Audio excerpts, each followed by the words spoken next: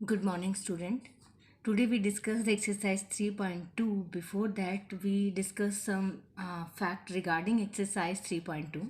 This is the introduction of exercise 3.2. In this exercise, first मैंने previous lecture में बताया था कि there are some conditions to solve the linear equation. तो conditions को first write कर लो.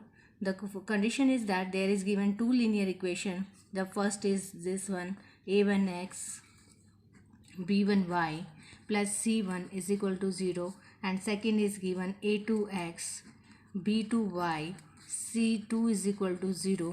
देन मैंने कुछ सॉल्यूशन दिए थे, ये जो इनके कोफिशेंट्स हैं a1 by a2 not equal to b1 by b2. ये इक्वल हो या ना हो doesn't matter, c1 by c2, but अगर ये कंडीशन आ जाती है तो हमारा कौन सा सॉल्यूशन एग्जिस्ट करता है? Unique solution. ग्राफ के थ्रू भी बताया था कि अगर इनका हम ग्राफ ड्रॉ करेंगे तो ग्राफ ड्रॉ करते टाइम ये लाइनें कट करेंगे एक यूनिक पॉइंट पे, और वही अपना क्या होगा? यूनिक सॉल्यूशन होगा. सेकेंड केस हमने बताया था कि a1 by a2 equal to होगा b1 by b2, but not equal to होगा c1 बाई c2. तो ये लाइनें पैरेलल जाएंगी और इनका नो सॉल्यूशन होगा, नो सॉल्यूशन. और ग्राफ में अगर रिप्रेजेंट करें तो ये लाइनें एक दूसरे को पैरेलल जाएंगी और कहीं कट नहीं करेंगे, तो सॉल्यूशन यहाँ पे एग्जिस्ट नहीं करेगा. And the third condition is that a1 by a2 b1 by b2 equal to c1 by c2. It means ये कोइंसिडेंट हो जाएगा. इसको कोइंसिडेंट भी बोलते हैं. कोइंसिडेंट लाइन होंगी, मीन्स एक लाइन के ऊपर दूसरी लाइन होगी. अगर ग्राफ में देखा जाए तो वो उस एक ही लाइन पे दूसरी लाइन एग्जिस्ट करेगी, तो ये कोइंसिडेंट कहलाएगा. और इस केस में जो आपके सॉल्यूशन होंगे वो इनफाइनाइट सॉल्यूशन होंगे, इनफाइनाइट सॉल्यूशन. तो unique solution, no solution, infinite solution. यहाँ दो केस ऐसे होते हैं जिनमें सॉल्यूशन एग्जिस्ट कर रहा है. एक ही केस ऐसा है जिसमें सॉल्यूशन एग्जिस्ट नहीं कर रहा. वो कौन सा है? आपका नो सॉल्यूशन वाला केस है जिसमें एग्जिस्ट नहीं कर रहा है. दो केस ऐसे हैं, यूनिक सॉल्यूशन और इनफाइनाइट सॉल्यूशन. यहाँ पे दो वर्ड मिलेंगे आपको. एक वर्ड मिलेगा कंसिस्टेंट,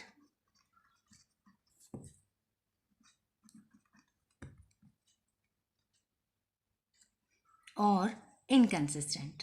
तो यहाँ पे दो मेजर पॉइंट हैं, एक है कंसिस्टेंट, एक है इनकंसिस्टेंट. इट मीन्स कंसिस्टेंट में क्या होता है? सॉल्यूशन आपका एग्जिस्ट करेगा. आपका अगर सॉल्यूशन देखा जाए तो सॉल्यूशन क्या करेगा? एग्जिस्ट करेगा. इट मीन्स यहाँ पे दो कंडीशंस आएंगी. एक आएगा आपका यूनिक और सेकेंड आएगा आपका इनफाइनाइट.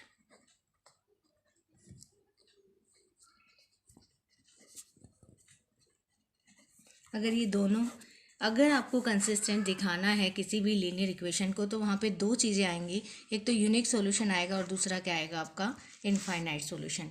अगर आपके दोनों लीनियर इक्वेशन इनकंसिस्टेंट हैं, इट मीन्स वहाँ पे सॉल्यूशन है ही नहीं. तो वहाँ पे हमारे पास एक ही केस बचता है.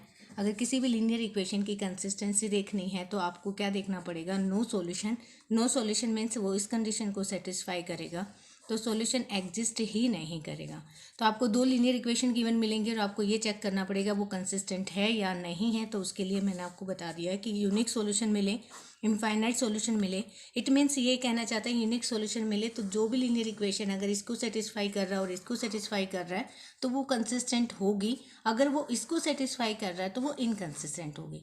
Now come to the exercise 3.2. Maybe आप इजीली समझ जाओगे.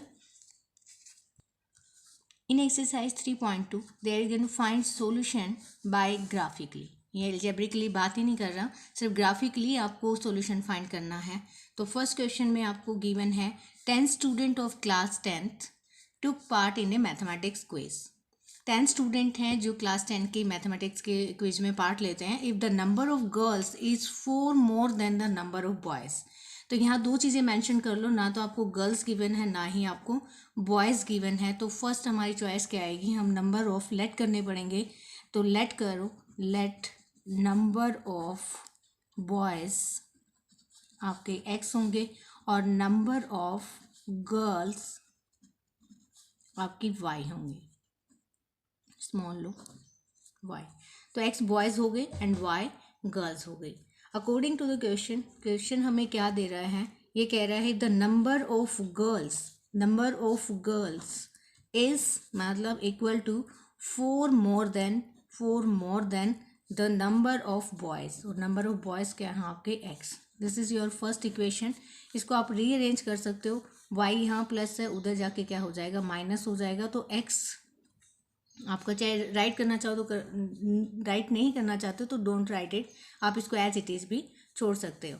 अगर आप इसको अरेंज करना चाहते हो तो ये x minus y plus 4 equal to 0 ये भी राइट कर सकते हो।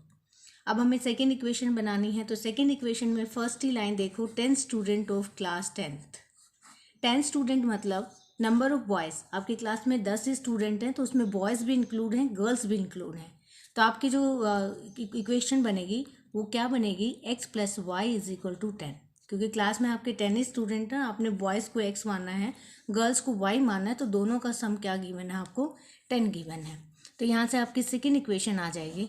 अब आपको इसको एल्जेब्रिकली सोल्व नहीं करना है, ग्राफिकली सोल्व करना है, तो अब उससे पहले आपको इसको टेबल बनानी पड़ेगी।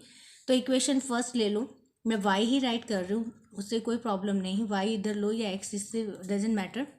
अगर आपको इसकी टेबल बनानी है, how to write a table you know very well, क्योंकि लास्ट एक्सरसाइज में भी हमने यही किया था। You will put the value of x and then you will get the value of y। तो फर्स्ट आप x की वैल्यू क्या लेना चाहोगे, 0, 1 एंड 2। अगर मैं x की वैल्यू 0, 1, 2 ले रही हूँ, क्योंकि यहाँ पे ना तो डिनोमिनेटर है और ना ही माइनस में नंबर है, तो सोचना ही नहीं। I will put the value 0, 1, 2 here, then what is the value of y। y की वैल्यू, अगर मैं x की वैल्यू 0 लेती हूँ तो y की वैल्यू 4 आएगी, x की वैल्यू 1 लूँगी तो y की वैल्यू 5 आएगी, और x की वैल्यू 2 लूँगी तो y की वैल्यू 6 आएगी। This is our first table. Now come to the second हमारी इक्वेशन ये कहती है कि x प्लस वाई किसके इक्वल है, 10 के इक्वल है। अब y राइट करना चाहते हो, नो प्रॉब्लम, यहाँ y 10 माइनस एक्स हो जाएगा। Then make a another table,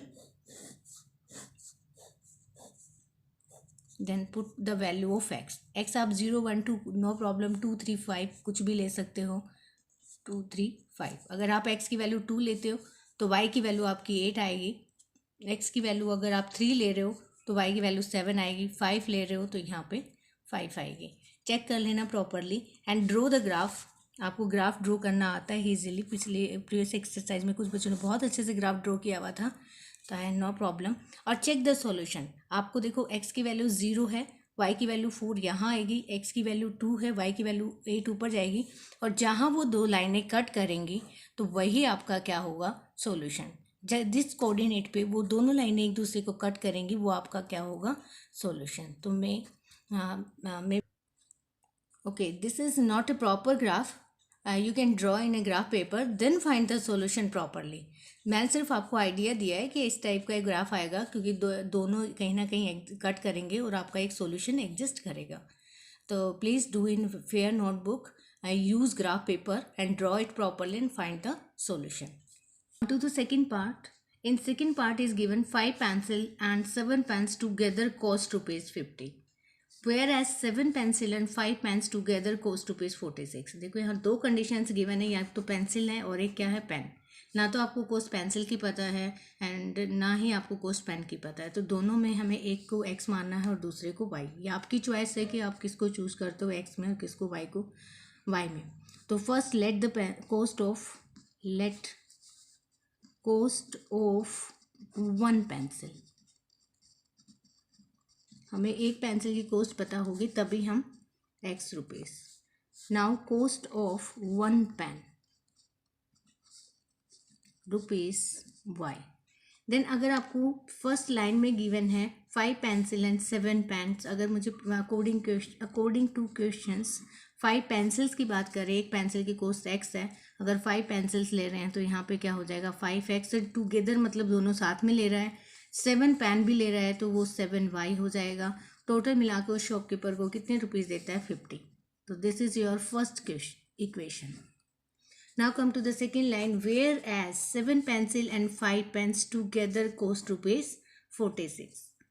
then अगर आपको 7 पेंसिल्स चाहिए तो 7x हो जाएगा, 5 पेन चाहिए तो 5y हो जाएगा, और टोटल उसकी कॉस्ट कितनी है 46। This is our equation 2। 2। Graphically he show करना है तो एल्जेब्रिकली तो यूज़ ही नहीं करना, तो हमें सबसे पहले क्या बनानी पड़ेंगी, टेबल बनानी पड़ेंगी।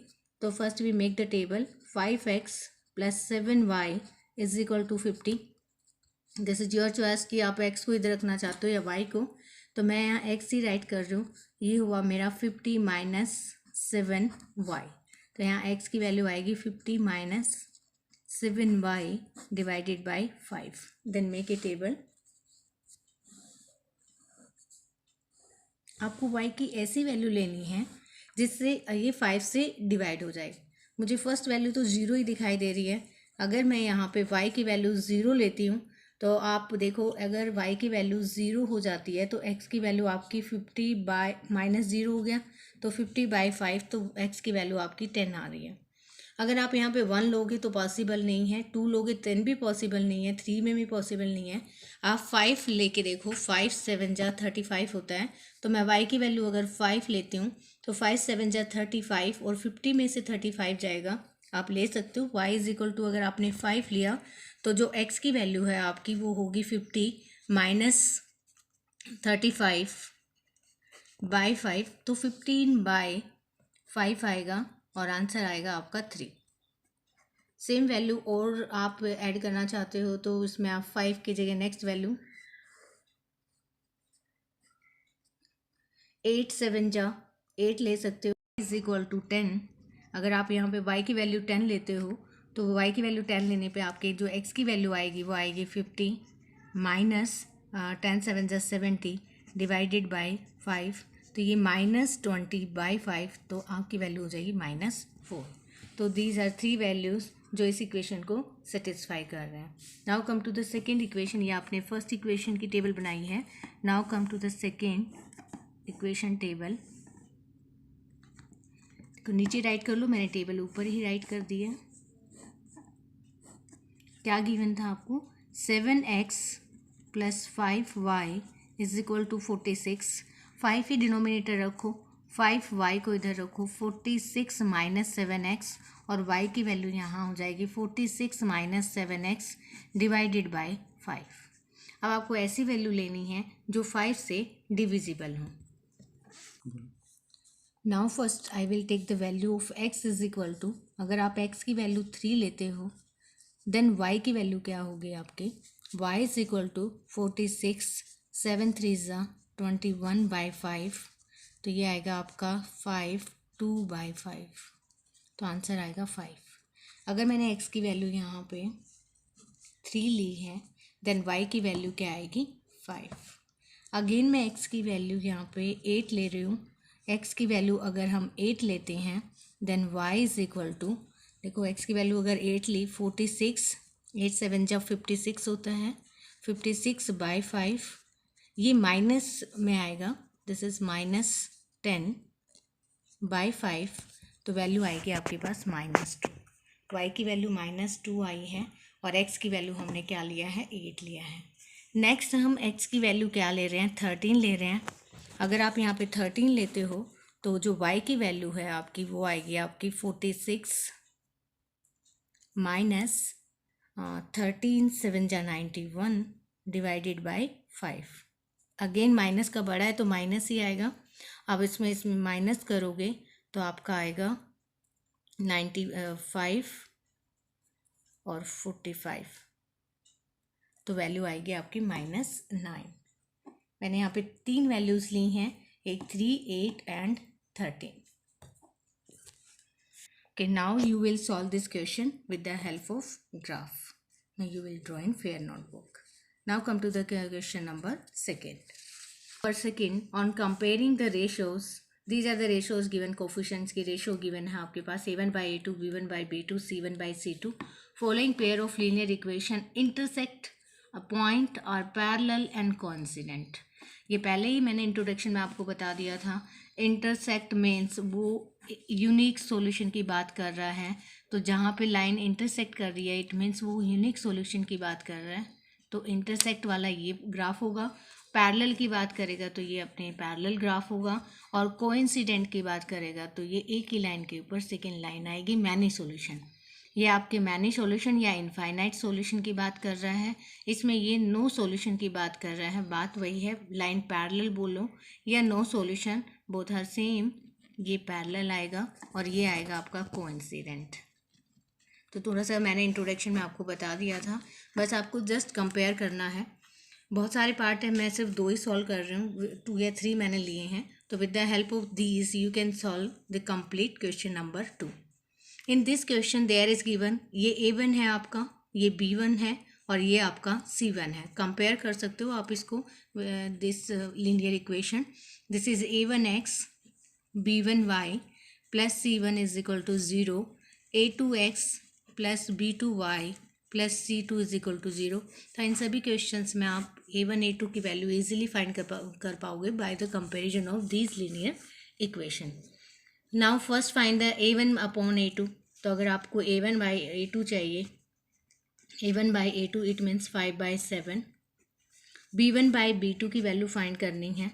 B1 -4 है और B2 आपका 6 है।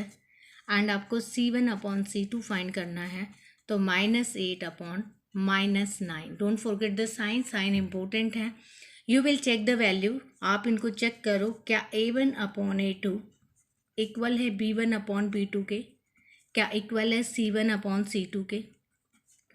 तो क्लियरली पता है कि A1 upon A2 not equal to B1 upon B2 and not equal to C1 upon C2।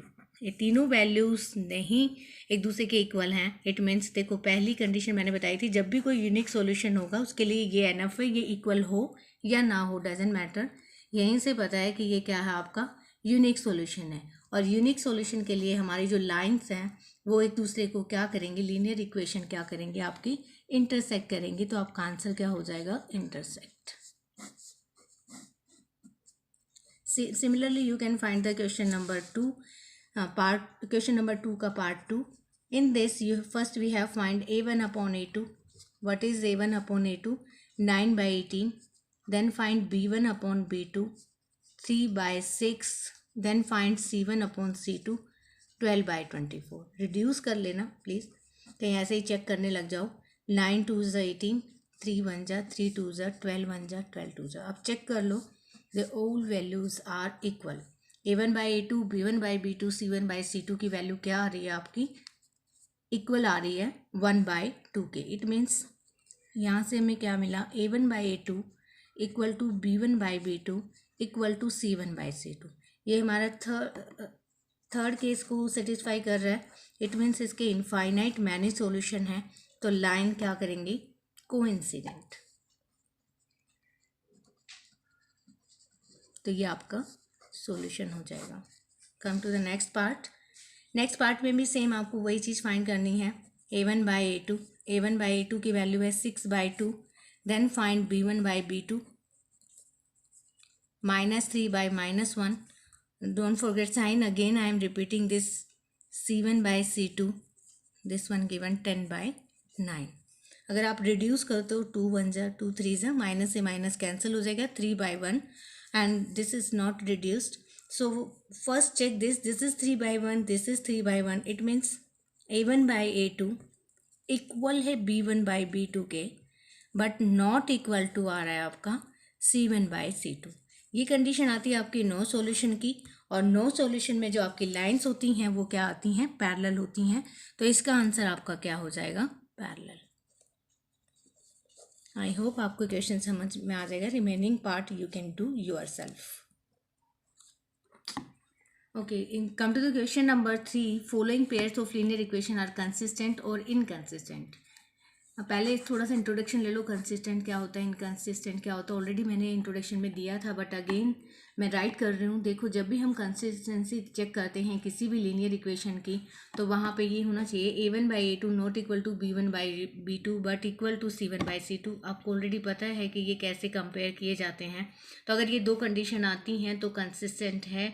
अगर ये दोनों कंडीशन नहीं आती, एक ही कंडीशन ऐसी है जिसमें नो सॉल्यूशन आ रहा है, तो ये क्या है, आपका इनकंसिस्टेंट है। तो लीनियर इक्वेशन आपकी एग्जिस्ट नहीं कर रहा उसका सॉल्यूशन, तो इनकंसिस्टेंट आएगा। तो अभी क्वेश्चन पे आ जाओ। This is the first part and third part I will take only 2 parts. You will do yourself by you will First find a1 by a2. What is a1 by a2? 3 by 2. Again find b1 by b2. b1 by b2 is 2 by 3. No problem. अगर ये +5 उधर है तो आप इसको ला भी सकते हो, इधर -5 होगा, इक्वल टू 0 आ जाएगा. अगर नहीं लाना चाहते देन भी कोई प्रॉब्लम नहीं. c1 बाई c2 डायरेक्ट भी लिख सकते हो, इसकी वैल्यू 5/7 ही आएगी. जब आप इसको चेंज भी करोगे देन भी वैल्यू यही आनी है, आप चेक कर सकते हो. मैं सेकंड क्वेश्चन में करवाने की कोशिश करूँगी क्योंकि कोई कन्फ्यूजन नहीं है. अगर ये +5 इधर आके -5 आएगा तो मैं यहाँ माइनस साइन पुट करती, देन अगेन कट करती, तो नो प्रॉब्लम. अगर इक्वल टू के इधर है तो आप डायरेक्ट पुट कर सकते हो c1/c2. यहाँ पे a1/a2 b1 by b2 and c1/c2. आपको चेक करना है क्या ये वैल्यूज़ इक्वल हैं. तो क्लियरली आपको दिखाई दे रहा है कि वैल्यूज़ इक्वल नहीं है. और जब भी वैल्यूज़ इक्वल नहीं होती तो कौन सा सॉल्यूशन होता है अपना, यूनिक सॉल्यूशन होता है. तो b1 by b2 not equal to c1 by c2. Doesn't matter equal है या नहीं है, हमें सिर्फ यूनिक सॉल्यूशन के लिए फर्स्ट 2 को ही देखना होता है. अगर ये नॉट इक्वल टू आ जाए तो यहाँ पे क्या आता है आपका यूनिक सॉल्यूशन आता है. और यूनिक सॉल्यूशन होते ही आपकी जो इक्वेशन होती है वो क्या हो जाती है, consistent. Similarly in third part then I will take a fraction part. अगर आपको प्रॉब्लम आएगी देन भी कोई नहीं है. तो ये a1/a2 है. a1 की वैल्यू दे रखी है आपको 3/2 और बाय है 9. इसको 9/1 लिखो एंड टेक रेसिप्रोकल. 3/2 क्या हो जाएगा आपका 1/9 हो जाएगा. और आप इसको सॉल्व करोगे तो वैल्यू आएगी आपकी 1/6. Then find b1/b2. b1/b2 आपका 5/3 और -10/1 लिखो. अगर आप इसका रेसिप्रोकल लेते हो 5/3 का तो -1/10 आ जाएगा. आप इसको कट करोगे तो प्लस माइनस -1/6.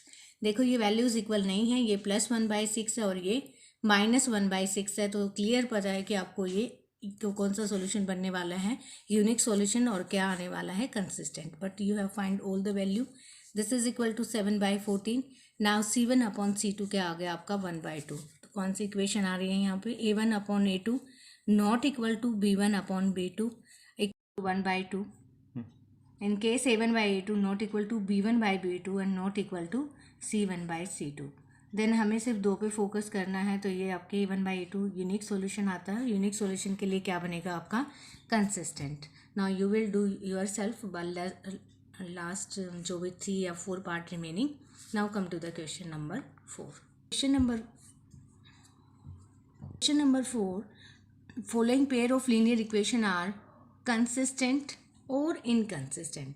तो आपको पहले चेक करना है कि ये कंसिस्टेंट है या नहीं है. अगर ये कह रहा है कि इफ कंसिस्टेंट, अगर ये कंसिस्टेंट है then obtain the solution graphically. अब ये सिर्फ ग्राफिकली बात कर रहा है तो graphically you can easily solve by making table. तो पहले आपको सिर्फ ये चेक करना है कि इसका सॉल्यूशन एग्जिस्ट कर रहा है कि नहीं कर रहा है. तो फर्स्ट यू विल चेक कि a1/a2 की value 1/2. Then b1/b2 this is again 1/2. यहाँ 1 है, यहाँ भी 1 है. And then c1/c2 this is 5/10. आप चेक करो a1/a2 is equal to 1/2, b1/b2 भी 1/2 और c1/c2 भी आपका क्या आ रहा है, c1/c2 भी 1/2. तो ऑल वैल्यूज आर इक्वल. तो आप क्या राइट करोगे, a1/a2 equal to b1/b2 equal to c1/c2. आपको पता है सॉल्यूशन एग्जिस्ट कर रहा है तो ये कंसिस्टेंट है. हालांकि यहाँ पे ये इनफाइनाइट सॉल्यूशन देगा. डजेंट मैटर कि इनफाइनाइट है या यूनिक है, बट ये इक्वेशन जो है आपकी वो क्या है, कंसिस्टेंट. सॉल्यूशन एग्जिस्ट कर रहा है.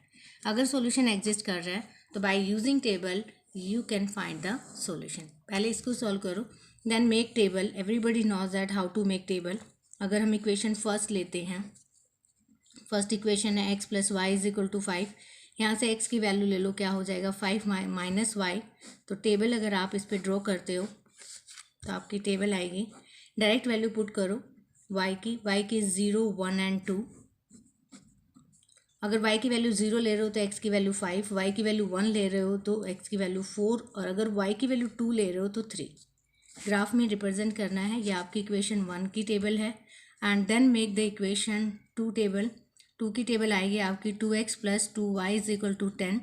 यहाँ से 2x रखो, 10 - 2y और x की वैल्यू फाइंड करो 10 minus 2y divided by 2। Table बनाएंगे, आपको y की वैल्यू लेनी है और ऐसी वैल्यू लेनी है जिस पे x जो भी वैल्यू आए वो 2 से डिवाइड हो जाए। मुझे साफ साफ दिखाई दे रहा है, अगर मैं y की वैल्यू 0 ले लेती हूँ तो ये पूरी टर्म 0 हो जाएगी और 10 को डिवाइड करेंगे तो यहाँ पे 5 आ जाएगा। अगर आप y की वैल्यू 1 ले रहे हो तो 10 में से 2 जाएगा, 8 आएगा और x की वैल्यू आपकी 4 आएगी। अगेन आप y की वैल्यू अगर 2 ले रहे हो तो ये 6 आएगा, 3। आप चेक कर लो दोनों टेबल में सेम है, तो एक लाइन के ऊपर ही सेकेंड लाइन आ रही है। इट मीन्स आपको ग्राफ में शो जरूर करना है और वहाँ पे राइट करना है कि इसके कितने सॉल्यूशन है, इनफाइनाइट सॉल्यूशन है। तो you will draw the graph in fair notebook. Now come to the fourth part. मैं फोर्थ पार्ट करवा रही हूँ, रिमेनिंग पार्ट आप अपने आप करोगे। In fourth part first you will check कि ये कंसिस्टेंट है या नहीं है। तो first find a1 upon a2, 2/4 value आएगी आपकी 1/2। सेकेंड आपको फाइंड करना है b1 अपॉन b2, -2/4, अगेन आप -4 कट करोगे, वैल्यू आएगी आपकी 1/2। c1 अपॉन c2, ये वैल्यू आएगी आपकी 2/5, -2 और -5 है तो 2/5। इस केस में चेक करो a1 अपॉन a2 इक्वल है b1 अपॉन b2 के, बट नॉट इक्वल है किसके, c1 अपॉन c2 के। तो ये कौन सी कंडीशन को सेटिस्फाई कर रहा है, ये अपनी कंडीशन है नो सॉल्यूशन की। तो इसमें आपको बताने की नीड नहीं है, सीधा लिखो जो इक्वेशंस है वो क्या हैं, इनकंसिस्टेंट हैं, सॉल्यूशन एग्जिस्ट ही नहीं कर रहा। अगर सॉल्यूशन एग्जिस्ट नहीं कर रहा तो हम ग्राफ पे डिनोट नहीं करेंगे। नो सॉल्यूशन, उसने कहा था कि if inconsistent then find the graphically solution. अगर इनकंसिस्टेंट है तो आपको ग्राफ पे रिप्रेजेंट नहीं करना। Now this is your question number 4। Come to the question number 5। In question number 5 half the perimeter, read the statement properly. जब भी कोई स्टेटमेंट हम आता है तो उसको प्रॉपरली पढ़ना बहुत ज़रूरी होता है। मेनली मिस्टेक हो जाती है इक्वेशन बनाने में, तो आगे फिर और प्रॉब्लम आएगी। तो पहले उसको जो भी इंस्ट्रक्शन गिवन है उसको proper read properly. There is given half the perimeter of rectangular garden. There is given rectangular garden. Make a picture. एक आपको rectangular garden given है whose length is 4 meter more than its width. तो हमें ना तो length given है और ना ही विड्थ गिवन है। इन केस हम x मान लेते हैं और यहाँ पे y मान लेते हैं, अंडरस्टूड है वो मीटर में गिवन है, तो ये भी क्या होगा आपका x मीटर होगा और y मीटर होगा। अब देखो इस यहाँ पे कोमा गिवन है, इट मीन्स ये जो लाइन है कि यहाँ पे एंड हो रही है, तो half the perimeter is of a rectangular garden is 36 metre. तो यहाँ पे दो कंडीशंस गिवन है, पहली कंडीशन फर्स्ट लाइन में है और सेकंड कंडीशन आपकी यहाँ गिवन है। With the help of these two condition we will make two equation. First will equation how to make half the perimeter. If you find the perimeter of rectangle, आपको write करना पड़ेगा let length of rectangle is equal to x meter and width is equal to y meter. Now perimeter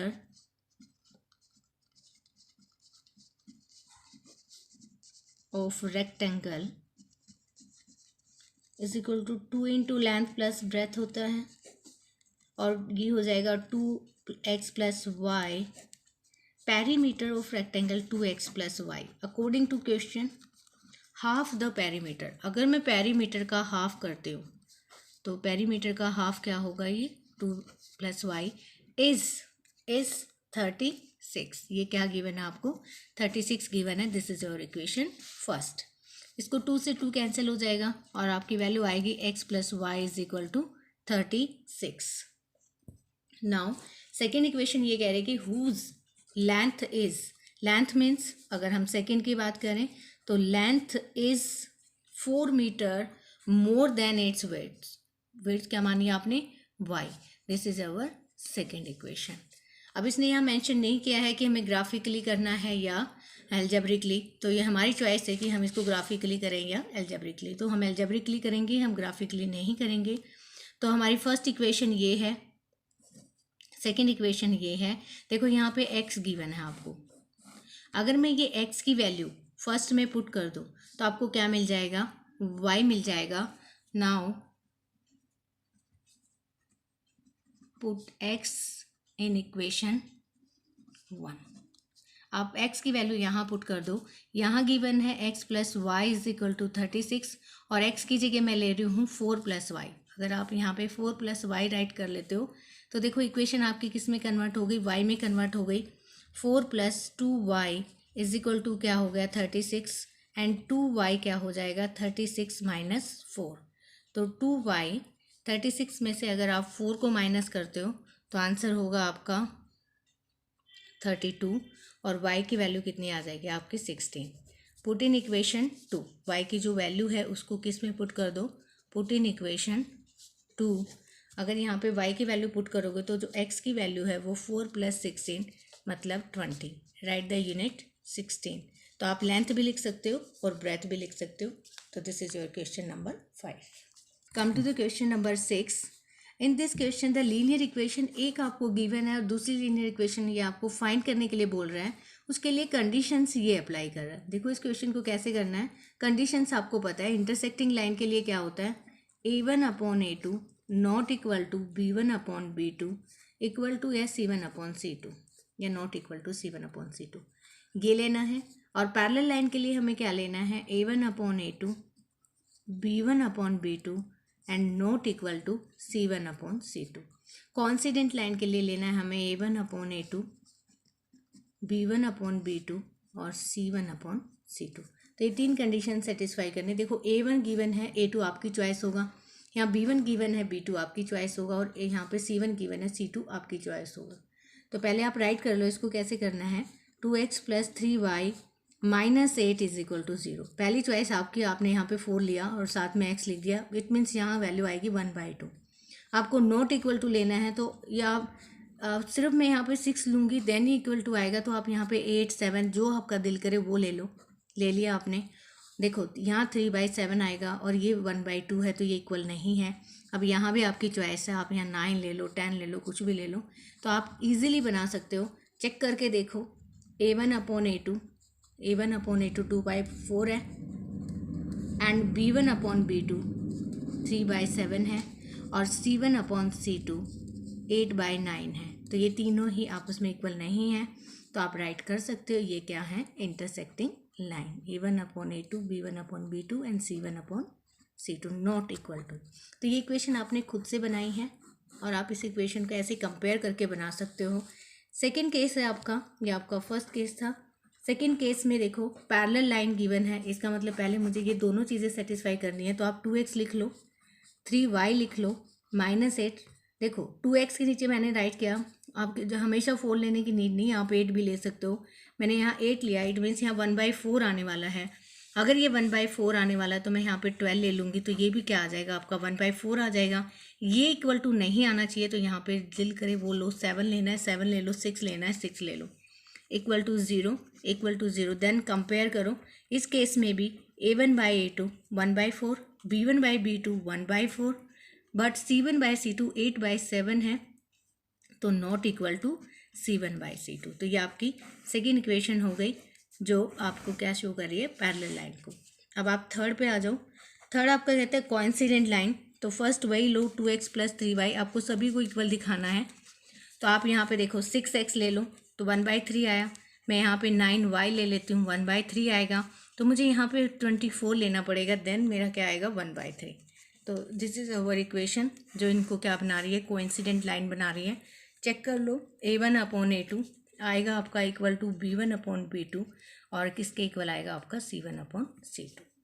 तो this is your question number 6 and this is the last question but not the list because it is very very important question.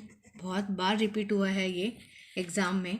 तो इस question को बहुत easy है, कोई problem नहीं है, but repeat काफ़ी टाइम हुआ है तो please don't make mistake in this question. In this question given that draw the graph of the equation. आपको दोनों इक्वेशन दे रखी हैं, आपको बनानी नहीं है, सिर्फ आपको ड्रॉ करना है graph. Determine the coordinate of vertices of triangle formed by these line.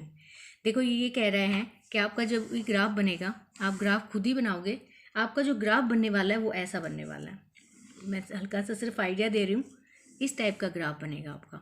और जो ये ग्राफ बनाएगा आपको सिर्फ ये जो इसके वर्टिसेस हैं, इनको वर्टिसेस ले रही हूँ, क्यों वर्टिसेस ले रही हूँ, क्योंकि ये क्या फॉर्म कर रहे हैं, आपके ट्रायंगल फॉर्म कर रहे हैं। यहाँ पे लिखा हुआ है vertices of triangle. It means ये दो लाइनों से जो भी ग्राफ बन रहा है वो यहाँ पे क्या बना रहा है, एक ट्रायंगल बना रहा है। उस ट्रायंगल के वर्टिसेस आपको राइट करने हैं, तो कोई बहुत डिफिकल्ट नहीं है।